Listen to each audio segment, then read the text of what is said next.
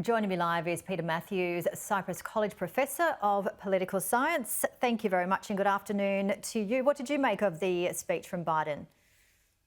Good afternoon, Jamie. It was very impressive in the sense that he had to show energy. He also had to show a grasp of issues. And he also had to use humor and to be able to be quick on his feet with Republicans at times heckling him.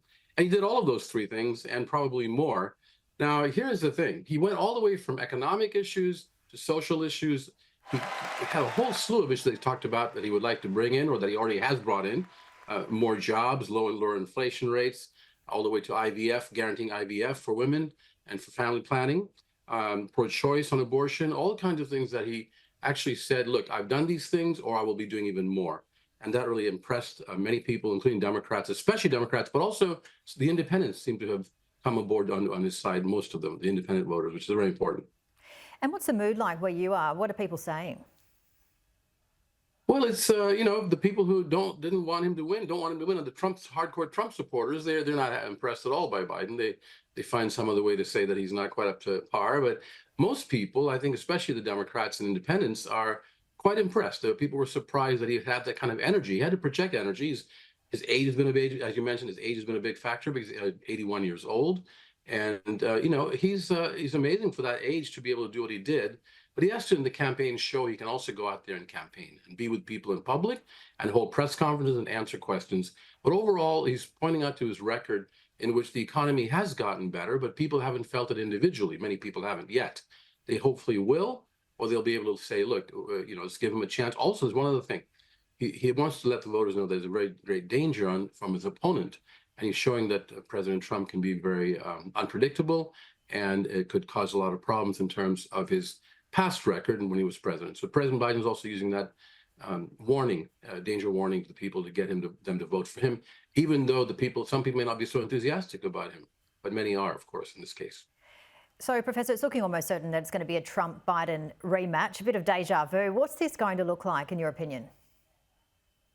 It is deja vu, isn't it?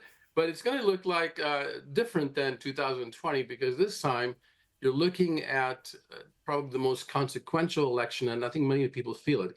Even though many people did not want these two men to be the top two candidates, they wanted to have other choices.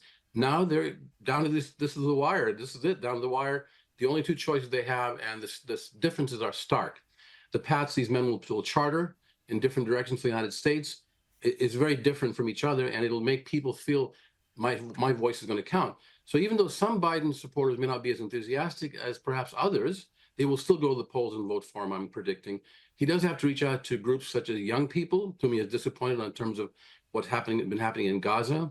And he's taking a firmer line now on getting food and aid to the Gaza people, and also stopping Israel from creating a lot of these deaths and the activity in Israel, in Gaza, by Israel, has caused so much death. 31,000 people died. Mr. Biden has been very clear that this is not tolerable anymore.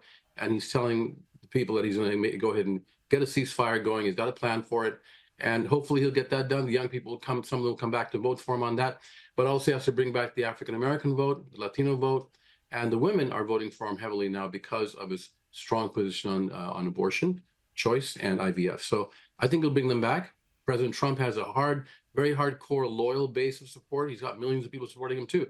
It should be very close. The polling today showed it's exactly tied at 45% each, and 10% are still undecided. But that'll come down to the eventually at the end. It's going to be a fascinating year. Have you seen anything like this? Have we had a rematch like this before? We have not. We have never had a rematch like this, particularly a former president and the current president with one term of office apart, and in such a dire different direction, each of them, whether they want to take the country economically and socially. We've never had this before. And that's what's going to cause a greater turnout. We as political scientists know that the voter turnout gets higher and larger when there are stark differences between the two candidates and the two parties. And the more the differences show up, which they are now very clearly, and more people tend to get involved with voting because they feel their vote will count.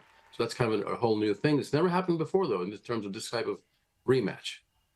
A very interesting and fascinating year ahead. Peter Mathews, always great to see you and get your expertise. I hope you enjoy the rest of your Friday evening. Thank you so much. Enjoy it.